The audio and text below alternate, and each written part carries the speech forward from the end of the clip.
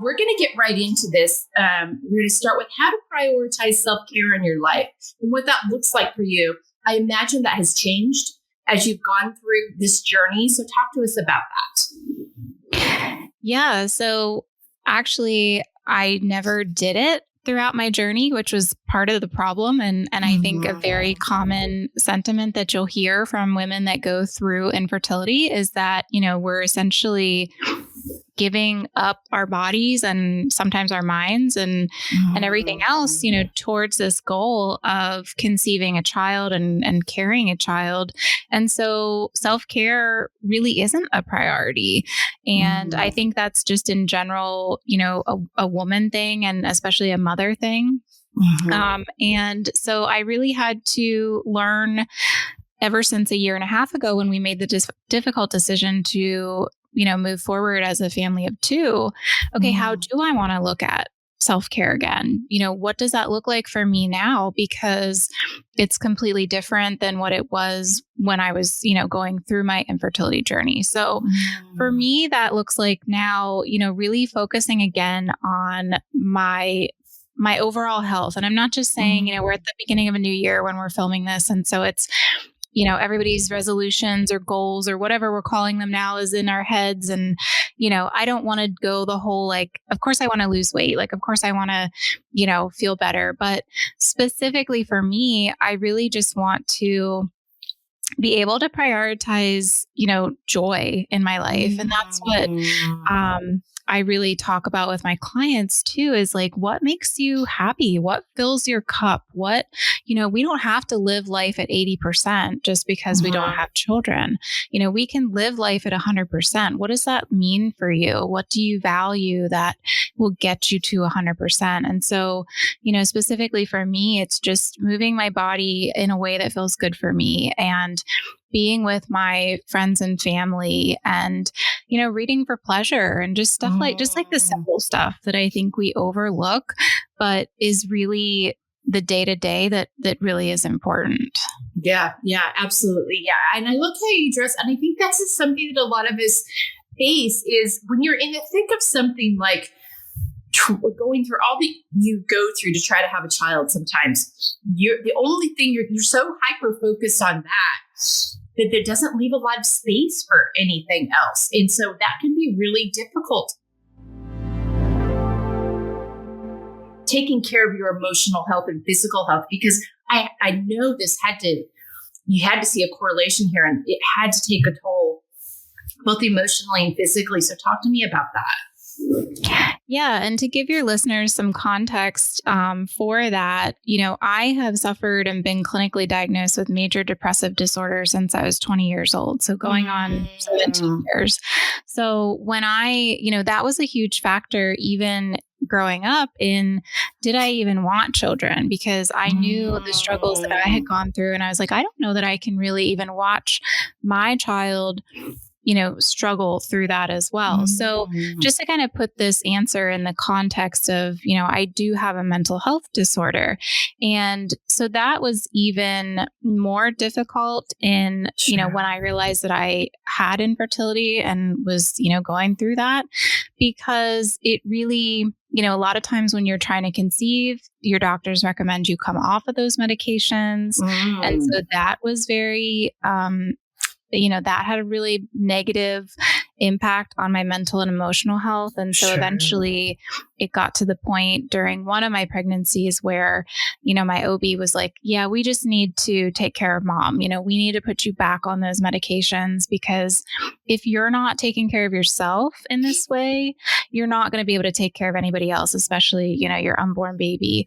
And so, I ended up going back on my medication, but I tell people that, that I talk to, even if you've never been through infertility, even a trying to conceive journey is so emotional, and it does take a toll, because whether you're seeing other people get pregnant in your life, or whether you're, dealing with, you are pregnant and this is your first and maybe you're scared about it, there's just so many emotions and so many, triggers that can come up. And so for me, it was just, understanding and listening to my body that, yes, unfortunately, whatever the outcome is, I need to be on this medication to, regulate and level out my, my hormones and everything, so that I'm taking care of myself, so that whatever the outcome of this pregnancy is, I can then take care of my baby.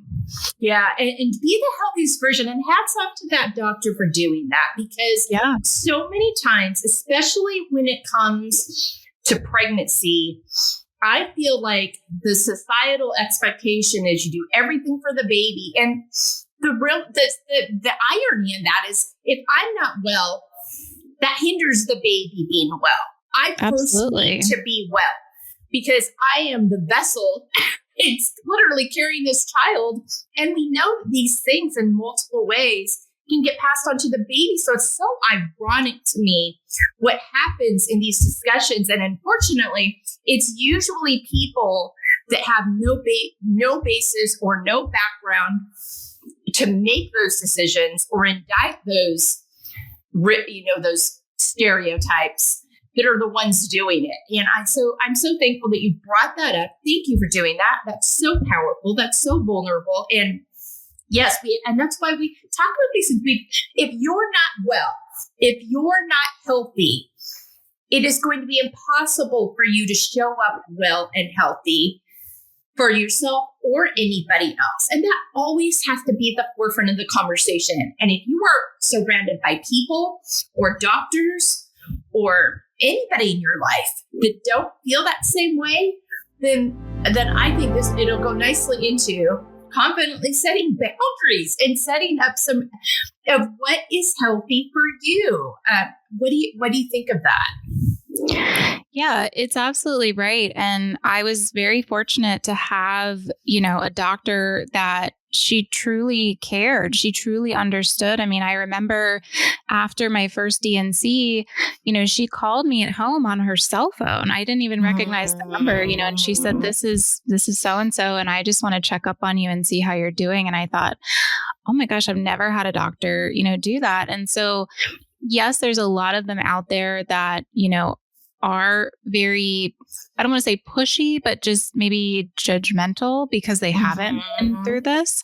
But there are the good ones out there too. And I was fortunate enough, to have one. But yeah, in terms of setting healthy boundaries in an infertility journey, it really is of the utmost priority, because there's so many opinions and so much noise out there around this topic. And like you said, most of it is coming from people that have never experienced it. There is some, from the community itself, and that's another topic. But yeah, if you're not feeling respected, if you're feeling as though, comments are triggering you or situations are triggering you, your first priority in this whole journey is yourself. And so you really need to just protect your emotional, mental, physical health as much as you possibly can, because that's really what's ultimately going to get you through to the point of what decision do you want to make then, as far as where do you want to go with this family building journey, and do it in a healthy way, and don't do it for anybody else but yourself and your partner. Yeah. That has to be the case at the end of the day. Would you say that for the boundaries piece, this was kind of a thing across the board that you had to consider, not just with medical practitioners, but with family, friends, coworkers, people that, maybe want to have a voice or want to have an opinion? It may or may not have been where you were. Yeah, I'd say even more so than the medical community, it is family and friends that you need to set those boundaries with. And I'll never really understand it, but for some reason, society still feels as though a woman's body and your reproductive ability is their business. And, that's just something that I'm always going to be on a soapbox about, because, PSA, it's not. So to do, a lot of people I talk to, they're like, well, it's my family. Like, how do I can't be mean to my family, or I can't shut them out. And it's like, well, if that's what you need to do, then that's what you need to do, and that needs to be a respect thing. If you are shutting them out or shutting them down, then that should be a signal to them that, hey, maybe I am overstepping here. Like maybe I am taking this a little bit too far. Why is she not coming around? Why is she not answering my texts? Whatever the case is. And honestly, if you do that, if you stop being the doormat and stop, letting people's opinions into, your headspace, it actually works itself out a lot of the times. A lot of people have enough social, social language and social cues that they understand then. So my advice would be to, do what feels right for you. And if that means being rude sometimes, okay. If that means, putting up walls, okay. Whatever that looks like for you, it's valid. And just stick to that, because otherwise, you're just going to let all that noise in and all those opinions. And it's just, I've been there. Trust me, I've been there, and it's not good.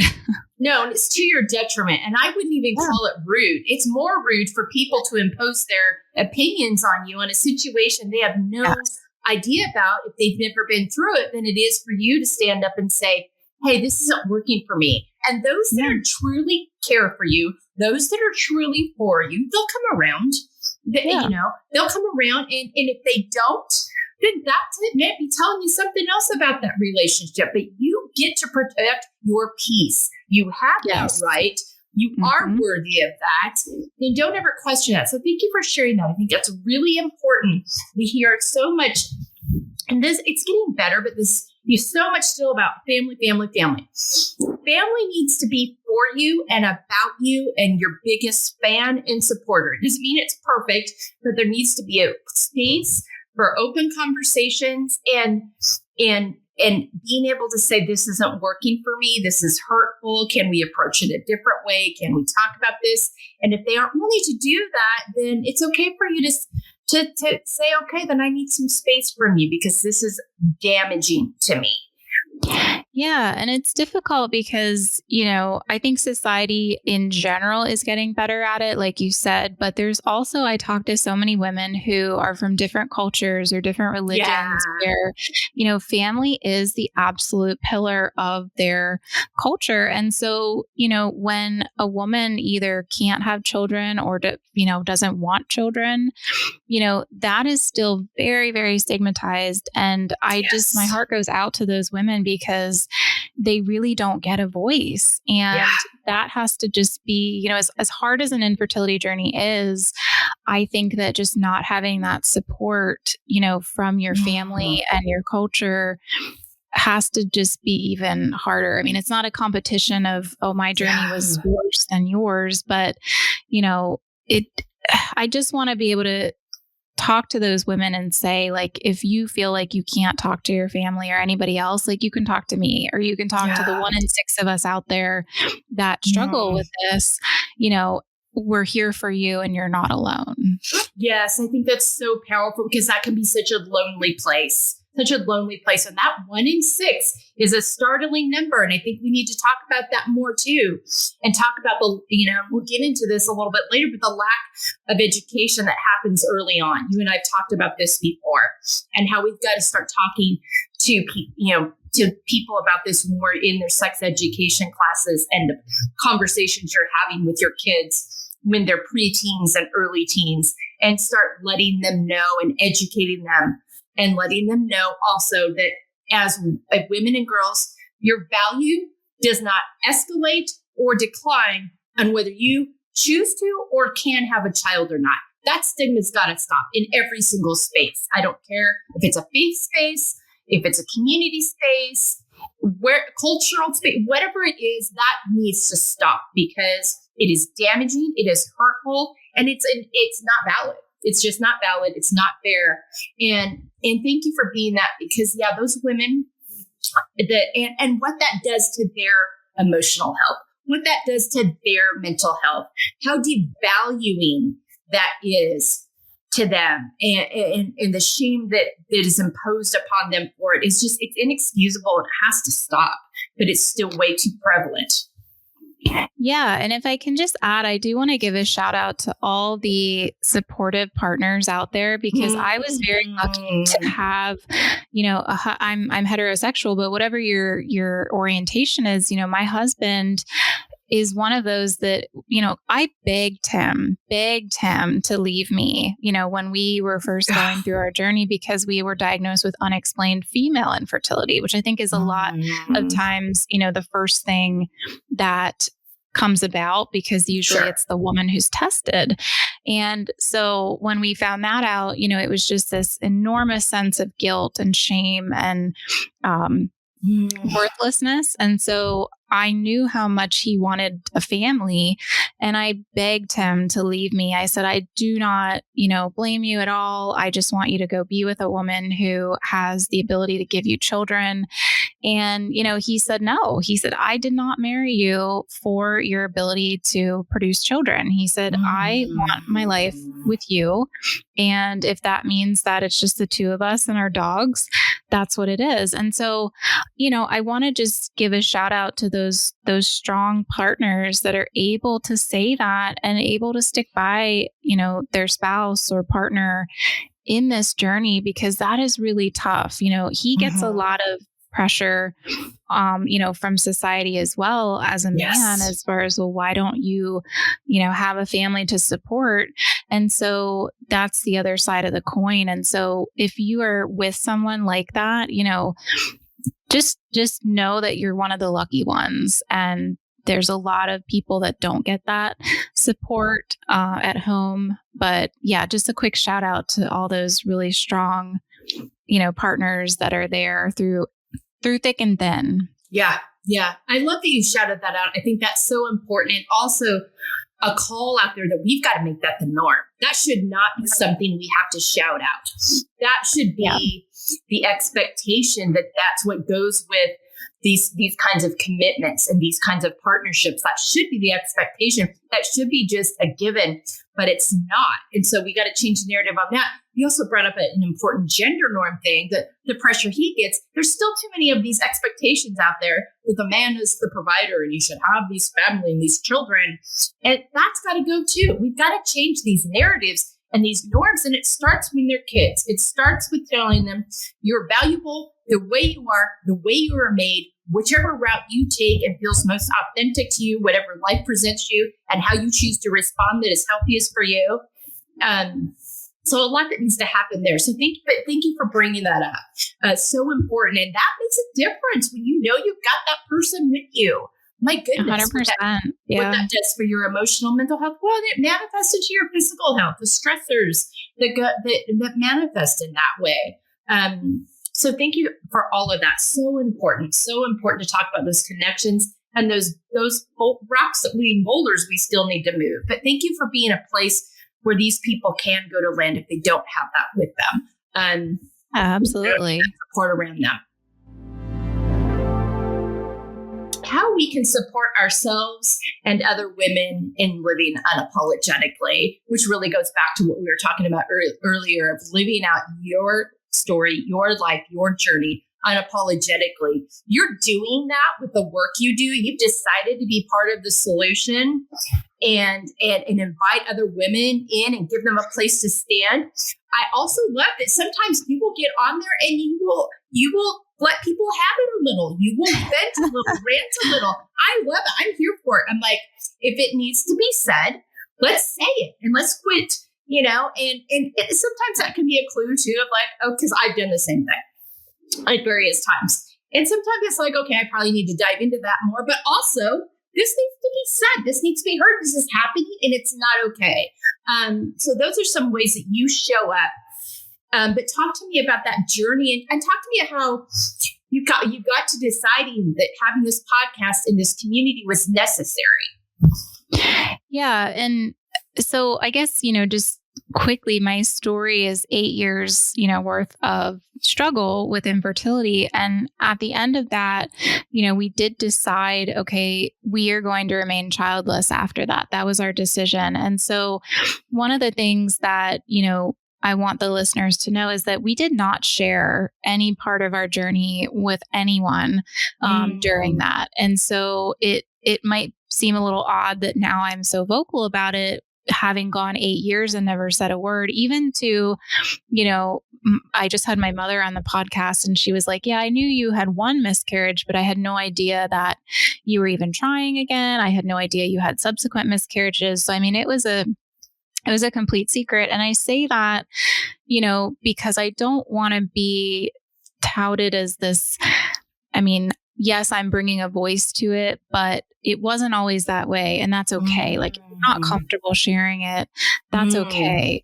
But, all that to say is that, when I was done with it and decided to remain childless, I thought, what am I going to do now? Like, for 8 years, my life was wrapped up in this fertility journey, and my life was kind of planned out as far as, okay, you go here at this time for this appointment, you take this shot, you do this test, so once you're done, and we were kind of dropped, so to speak, by the medical community, it was like, well, what do I do with this? Like, there has to be some sort of, I guess I'm the type of person that I always look for the why. I'm always asking why.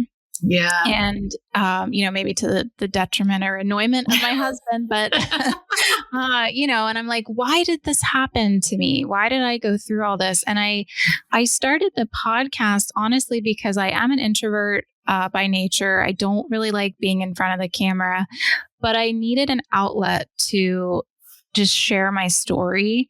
And I didn't honestly think that anybody was going to listen. I just wanted a microphone to talk into, to get it out into the universe. And so that's kind of how it started. And then I thought, all these people were coming to me and saying like, oh my gosh, I had no idea that you had, you went through this too, like I did. How did you make that decision to remain childless? How did you become okay with it? And so that just kind of, I thought there's so many more topics out here to talk about, that people are just desperate for information and desperate for community, that I just have to keep using this microphone to share this story. Yeah. Yeah. I love how you talked about the privacy piece, because I think that's something that's really important. You get to decide the best, healthiest way for you to proceed through this journey. You get to decide that. No one gets to decide that for you, and don't let them. I think that's very important. You point that out, that you have to protect your own emotional health as you're going through this, because no one wants to be like, anytime you get pregnant saying something and then a few weeks later having to go back and tell them that you had a miscarriage. I mean, that takes a toll.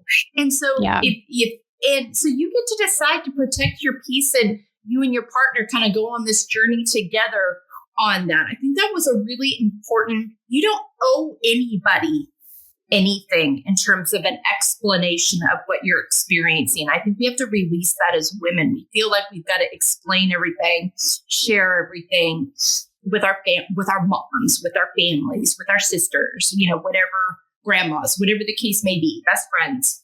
You don't have to do that. And also, when you feel ready, that's great. And just the fact that you've done that and the way you've done it just invites people in that have gone through this to be part of that too. And it gives them a safe place to land. So thank you for doing that. Thank you for showing up unapologetically. I think that we have to start doing that in these spaces. It's so important to be able to feel like you don't have to apologize for who you are and how your journey's going. That is just, we've got to erase that stigma and take that away and remove that pressure from women. And women just stand up and say, no, no more. Absolutely. No more. And you're doing that. And I love that. I love your authenticity and vulnerability in it. It's brave and it's important. And I appreciate it so much. You're welcome. Thank you.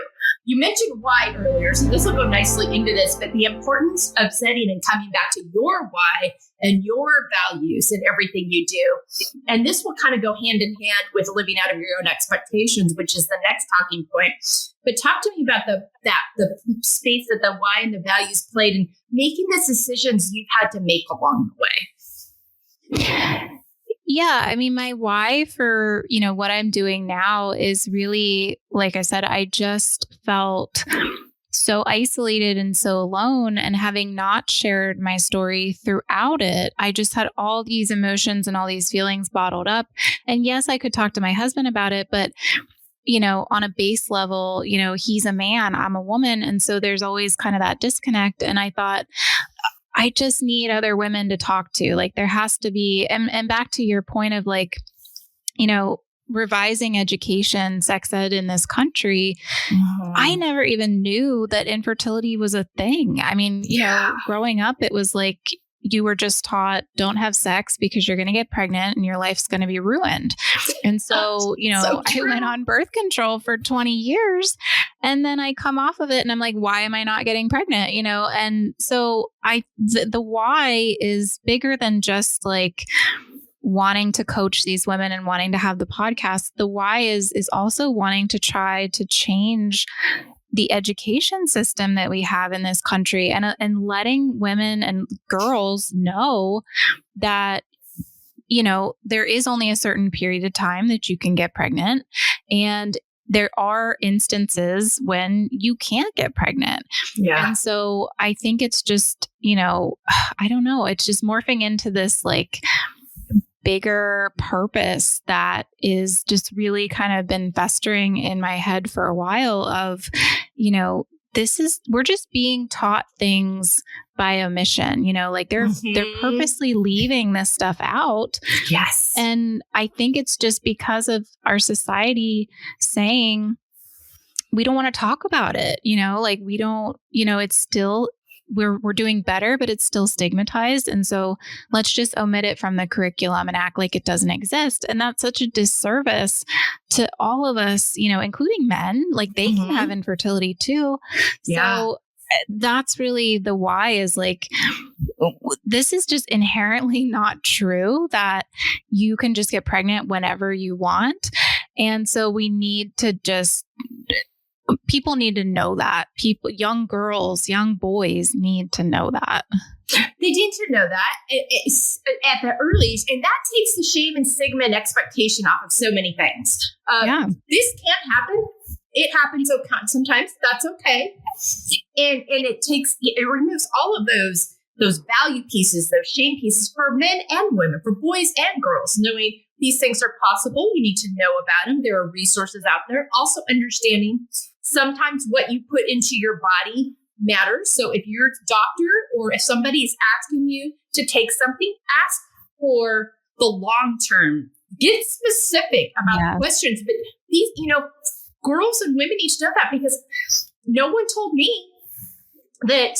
Now, I was raised in an environment where birth control was taboo. They wanted you to pump out as many babies as possible, which is a whole other thing. First thing I told my daughters when they were old enough to hear it is, you do not have to have children if you do not want to. That is a personal decision and your value does not rise or fall whether you decide that. And I want you to feel empowered in that right now because I saw so many unhealthy things happening with women that felt like they had to do this thing and keep doing it and keep doing it. And so that's a whole other conversation, but also just that what is possible, what can happen.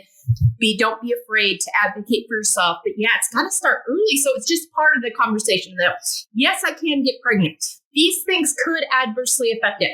I should talk about that.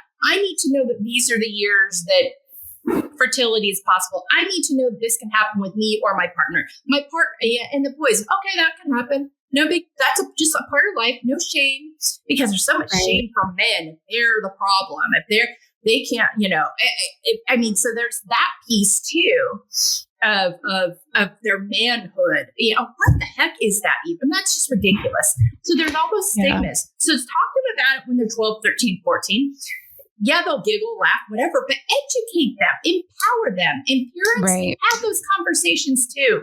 And quit going to schools and telling them not to talk about it. You're hurting everybody when you do that. You're hurting everybody. Yeah. And the other thing, I'm of the generation where it's the first generation where we are seeing the negative reproductive side effects of being on birth control. I mean, I was of the generation that was just what you did. That was all that they pushed. You just go on birth control and for everything, for your acne, for everything. Yes. For your period regulation. It wasn't just about not getting pregnant. It was like everybody's solution to everything. Yeah. Yeah. And I have a client right now who, she's not able to have children because she had such an adverse reaction to the birth control that she was on that she ended up having to have a hysterectomy because it was attacking her body. And so, she was like, nobody even told me that there were any side effects to birth control, period, let alone this one that they chose for me. And that's the other thing, like people, your doctor just chooses this for you. And it's like, you need to know what you're putting in your body. I mean, just as much as you're doing with your nutrition, like I had no idea what I was putting in my body. I was like, yeah, sure. That sounds great. I'll just take the pill or I'll take the, and I tried all different ones and it's like, this is crazy. Why are we doing this? And now we're seeing the repercussions of that because it's the first generation that, we're having significant decreases in fertility that is scientifically linked back to, the overuse of birth control. So it's important.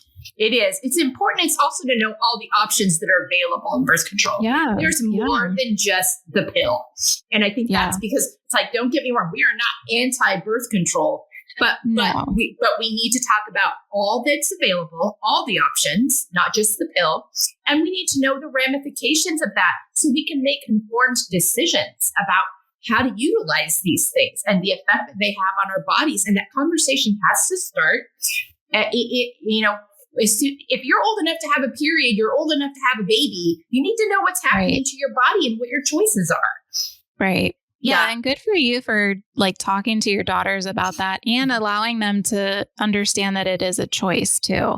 Yeah. My mom was of the generation where it was like, we just don't talk about it. She said, okay, you can get pregnant if you have sex. And that was pretty much it. Like, I didn't know, I didn't know it was a choice to have children. I didn't know that it would be an issue or could be an issue to have children. So I really want to commend you for, having that honest and open conversation with your children, because I love my mother. She's a fantastic mother, but I wish I would have had that. Yeah. Yeah. Well, I didn't get everything right, but that was one thing. And I have one of my daughters has come back to me several times and said, thank you for doing that, Mom. That makes my decision feel empowered. It makes it feel informed. And it makes it feel like it's a choice and not an expectation from you. And even though society still has that, that was really important that I heard that at a young age. I never grew up thinking that I had to do that. I always knew it was a choice. I'm like, okay, well, I got that right. Good. Yeah, I love that. You definitely did. Okay. Thank you so much for all of that. And this goes into, living out of your own expectations versus others. A lot of people had a lot of things to say about your decision when you guys decided, okay, this is where this journey ends for us. We're going to do this. There's just a lot of expectations that people have and about what you should do next, what you should try. And even if it comes from a loving place, it's not loving if it's imposing something that, and they come back and the couple comes back and says, no, we're not going to do that. Or the person or whoever it is, your first job is to support. Okay. All right. I'm with you on that. That doesn't happen all the time. So you have to live with a lot of expectations around that. I'm sure this goes back to some boundaries you've had to set. So talk to me about the expectations journey. Yeah. And I'll be honest, our families were pretty good about it. They were pretty good in taking a supportive role. However, friends, coworkers, the outside world was not as supportive of that. And I don't know how many times we get asked, even to this day, just last week I got asked, well, did you ever consider adoption? Did you know that was an option? And it's like, I want you to know that I considered everything. Yeah. Yes. Multiple times. Like, this is not something that I just woke up one day and said to my husband, oh, yep, we're just going to remain childless. We're done. So a lot of thinking, a lot of self-reflection, a lot of work goes into, making that decision. And so when you say that to someone, or when you say, oh, don't give up, you're still young. I'm 36 years old. And so someone would look at me and say, well, you still have have time. Like people are having babies into their 50s, 60s, 70s. And why are you giving up? It's like, I didn't give up. Yeah. This is my choice. You don't get an opinion on it, because it's my body and my life and my situation. And so the expectations, society really just needs to play a supportive role. And if you can't do that, then you just need to shut up, honestly. Absolutely. Absolutely. Just back away. That's it. Yeah. Back away. Yeah. I think that's so important. And it's always blows my mind what people, and this comes up in all kinds of things with women. It comes up in pregnancy. It comes in, it comes up in infertility, it comes up in body type. It comes up in race and in color of skin and size. I mean, there's so many things that people think they should, and other women, including other women, think they have the right to. A lot of times it is other women. It is not your business. This is not your journey. Your journey is, if you feel like you've got to ask the question, I guess, but think about too, is that something you would want someone to ask you? How would you want someone to show up for you in this situation? And if you can't answer that for sure, you don't know, just be supportive. Just don't say a thing. But yeah, I think because I guarantee you, anyone that has ever been through this journey, or any sort of like a weight loss journey or, an illness or, they have thought about all the alternatives. They have thought through everything, tried to make it work, upside and down the other. It's not. You're just by saying those things, you're just completely invalidating the choices that they've made. And that's not okay, because it is their choice just as much as it's your choice for whatever you do, in your own family building journey or life. And so it just, if you can't play a supportive role, then you need to not say anything at all. Yeah. And I think the other thing is like, if they ask you for input, then they've invited that input in. But if they're not asking you for input, then you don't need to have input. Yes, absolutely. I think that can be a really great place to draw that line too.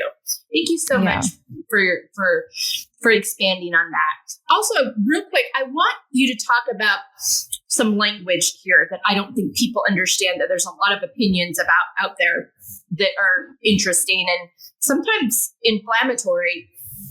Talk about the child-free, childless language around these choices and this journey. Yeah. Well, you do want me to get riled up. I know, but this is important. You got riled up and it was valid. And so I was shocked, and I did a whole podcast episode on this, and I may do another one eventually because I still get slammed for it by women within the infertility community. There's all this stigma about how you identify within the community, whether you identify as child-free or childless, or, what I identify as is child-free, not by choice. And that comes from, my work in my own grief and my own situation and, lots of research. I read a lot of books, and that just makes sense to me because I am free from the sense of loss, the everyday trauma that I was going through.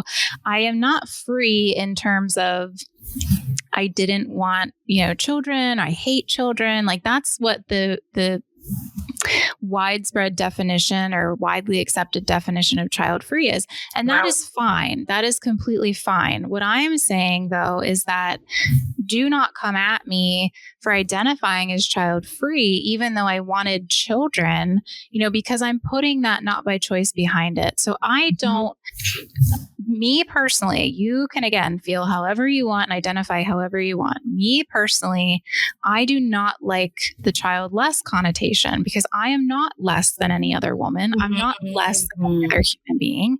I don't have less value, less worth, less love to give. So I don't like it.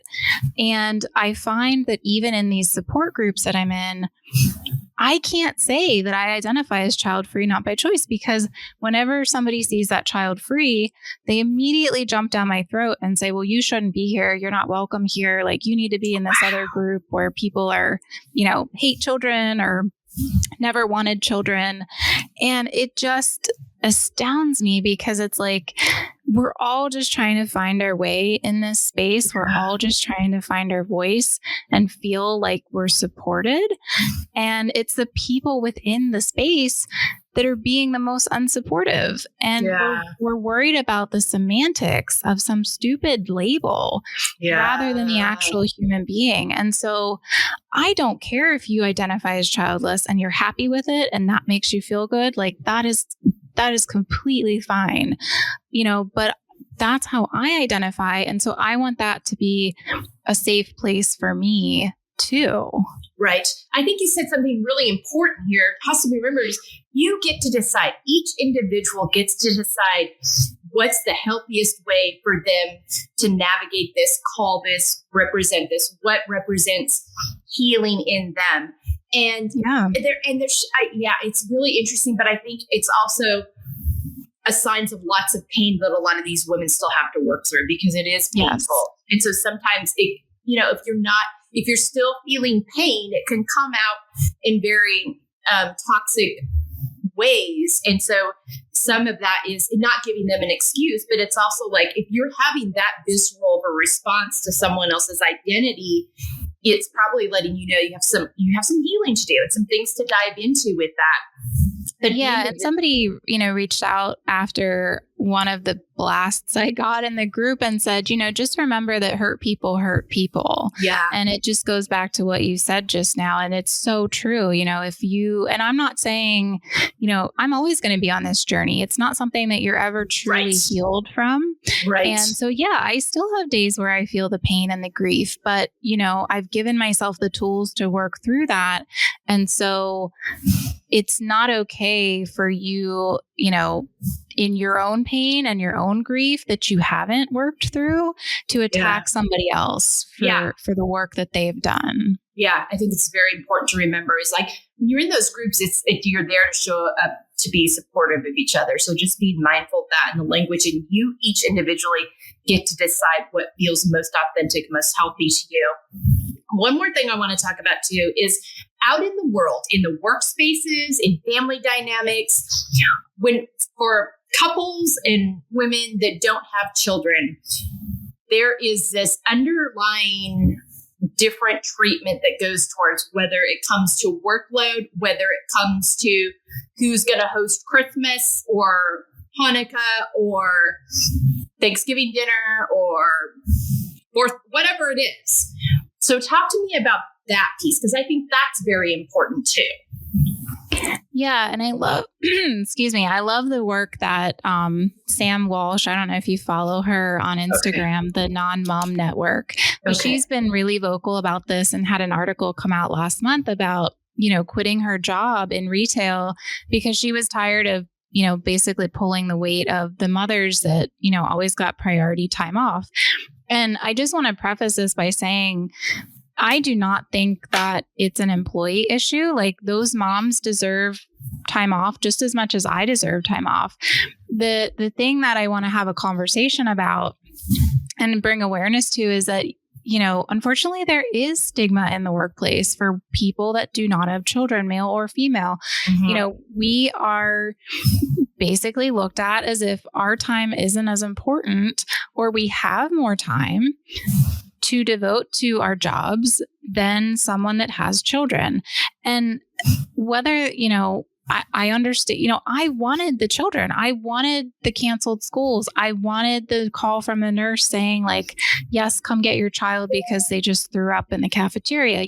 I wanted that. So I understand that those things happen, and I'm completely, I'm a supervisor. And so I completely emphasize, with my employees that have to leave at the drop of a hat. But I think that, and what Sam was saying too, is that leadership and, executive policy in this country is we need to have more equality for prioritization of time off and just overall valuation of employees that do not have children, because it's really skewed right now. Yes. And it really needs to, I'm just so glad that Sam brought that up on a national level, because it's something that, is really triggering. And I know people have a lot of opinions about it.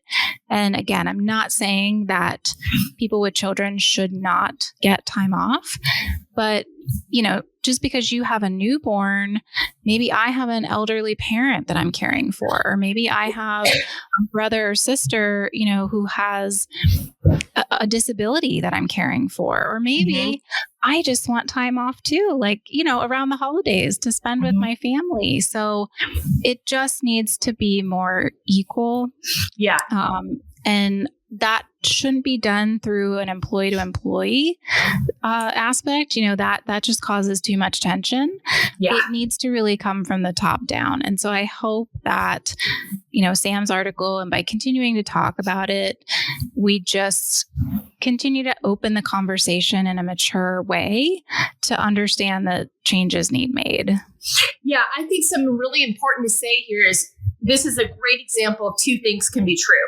We need better support for parents in the workplace. We need better family laws. We need better child care options. When we look at other countries, ours is abysmal. And we also need to not make sure that when we're doing that all the load goes on to the people that don't have children. We don't have that. It doesn't have to be, okay, if we do this and these people, no. Come up with a plan that works for everybody, that's fair for everybody. And it can be done because all kinds of other countries are doing it. So I don't want to hear it can't be done. But both of these things are true. And so it doesn't have to be one side pays the price for the other side getting what they need. No. Create a plan that works for everybody. And if you don't know how to do it, go talk to Finland and Sweden and these other countries that have figured it out. Right. Yeah. We don't need to reinvent the wheel. It's already out there. So Absolutely. So thanks so much for that. I really appreciate you bringing attention to that. Something that has to be addressed as we're looking at these policies and changing these things and improving these things, that we're looking across the board and not absolutely. Just creating a new problem. Accepting the layered aspects of ourselves. This is all the pieces, all the parts of our journeys. And I think this is probably a topic that's very, near and dear to you. So talk to me about your layers journey.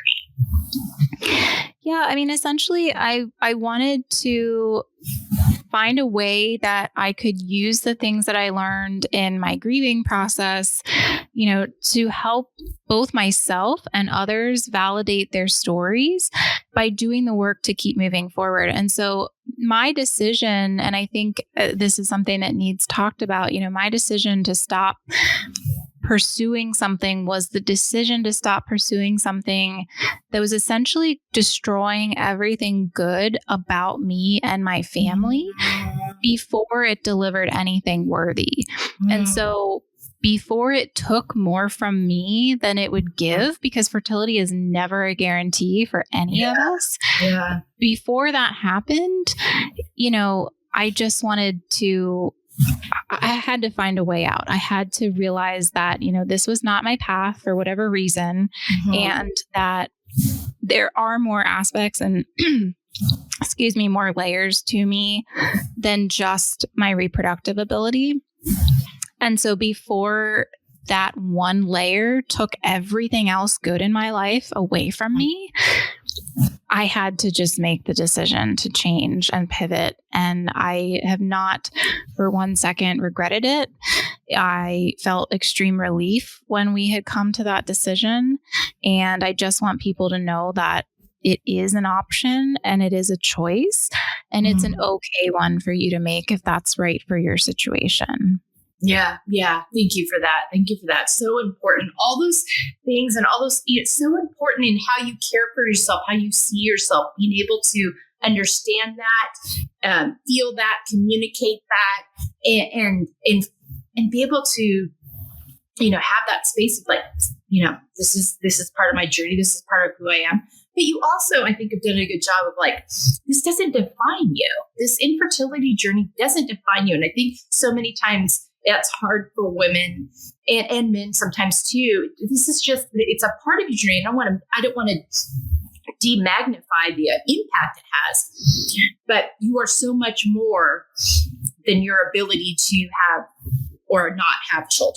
I mean, there's so much to you. You have so much to give, and being able to understand that about yourself, which I say I don't want to minimize the difficulty of that, but also not placing your value and identity in that is just know that you are so worthy and there's so much that you have to offer. Yeah. Yeah. And I think that's part of the healing journey is to just, not be triggered by people saying that, I don't want to minimize your experience. But on the other hand, when you're truly on that healing journey, it's like, yes, I thank you for not minimizing it, but also I'm okay with it now. Like I can look back on it and not be defined by it. Yeah. And so that's something that it does take a lot of time and it does take work and it takes support, but I want to give hope to people out there that it is possible. And that you can look back on it and not completely fall apart, or you can talk to someone about it and not get defensive. It's always going to be a part of your life, but you can absolutely get to a point where it does not define you. Yeah. Yeah. And I think too, a message to other people is like, you can ask me another question about my life. Ask me how my dog is. Ask me how my job is. Ask me if I'm enjoying the weather. Ask me where my next vacation is going to be. It doesn't always have to revolve around this particular piece. We're just humans. I mean, we don't want you to pity us. We don't want you to, make us feel any different than anybody else. It's just like anything. We all want to be loved. We all want to be valued. We all want to be respected. People that have been through infertility are no different. So if you aren't sure what to say and the conversation is awkward, just treat them like a human being and just talk to them about anything else. Yeah, absolutely. Thank you for that. Thank you. In Living Out Feel, finding empowerment, embracing layers, talk to me about how this has affected the quality of the relationship with yourself as well as with other people. Yeah, I mean, I can really honestly say that today, I really, I love my life and I love who I am and who I'm becoming as a person. It's somebody that I never thought that I would be. If you would have asked me 20 years ago if I would have had a podcast, if I would have been, doing life coaching, I would have said, no, thank you. But, so it's just really my experience and my journey in this life has really empowered me to step out of my comfort zone and do things that I never thought I would. But honestly, just the people that I've met, I mean, you and all the people that I've interviewed on my podcast and the women that have come up to me, through social media. I mean, it's blown my mind at how fulfilling that is for me. Yeah. And I'm like, okay, this is it. Like, this is my purpose. This is what I want to do. And so that's been so empowering because I feel like it's right. I really truly feel like it's the right path for me that I'm on right now. And that is really fulfilling.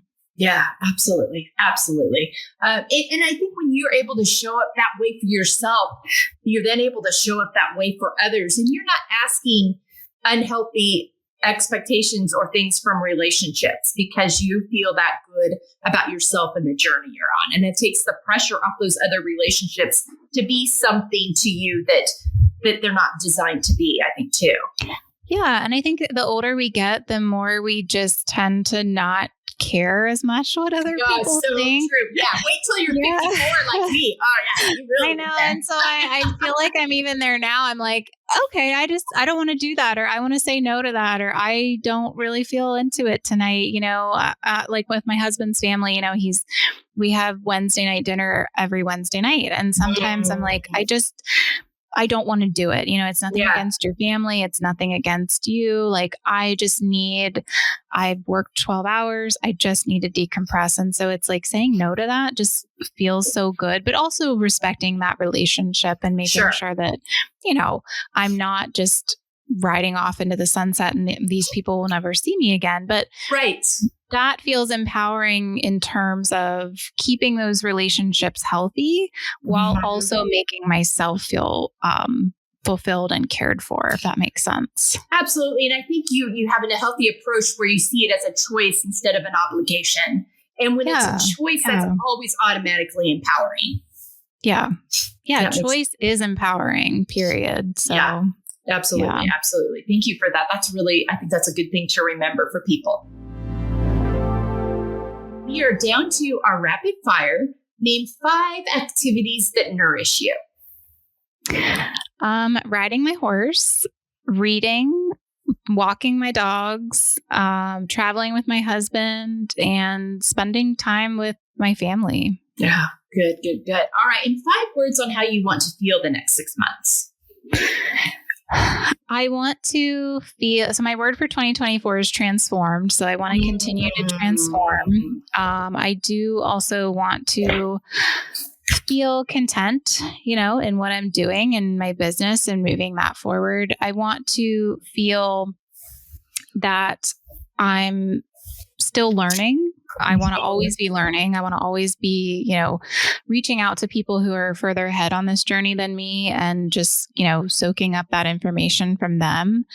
Another word would be adventurous. Like I want to do things that I haven't done before. I want to go places I haven't done before and just kind of see what happens. Like I'm not usually that risk taker, but I find myself, wanting to do that these days.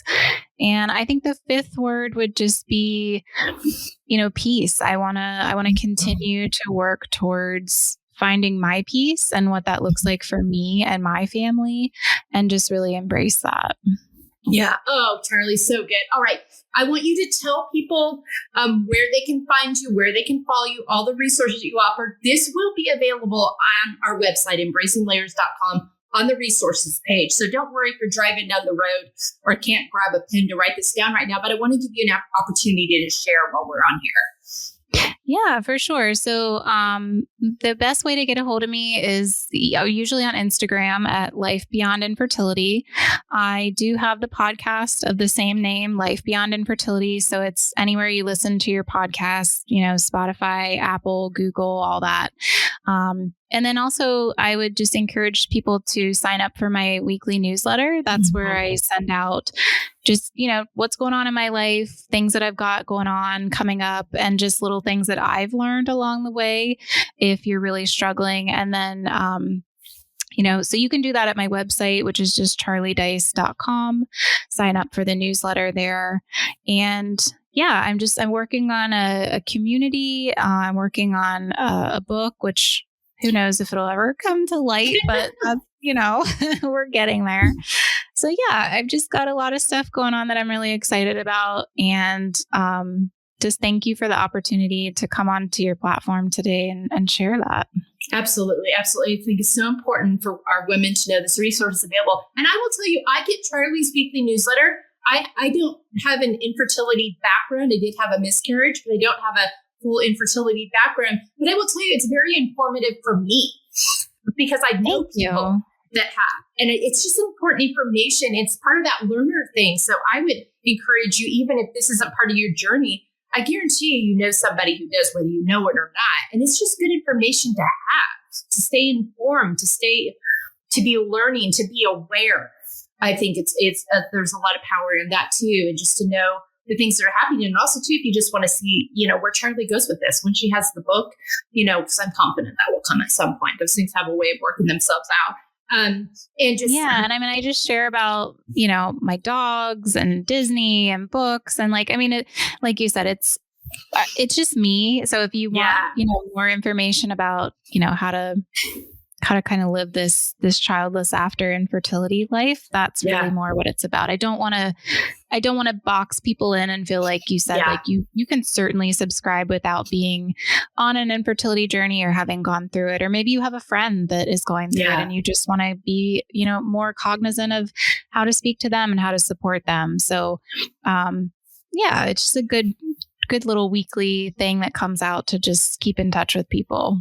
Absolutely. Absolutely. All right. Thank you for that. All right, Charlie, thanks so much for your time. Yeah. Thanks so much for what you do. I'm so thankful that I know you. Feel podcast audience again, embracinglayers.com on that resources page for all these ways that Charlie is available, and you can show up and follow her. And women out there know that there's a safe place for you to land on this journey. I think that's so important, so powerful. You are more than this journey. You are valuable. You are beautiful. You are seen.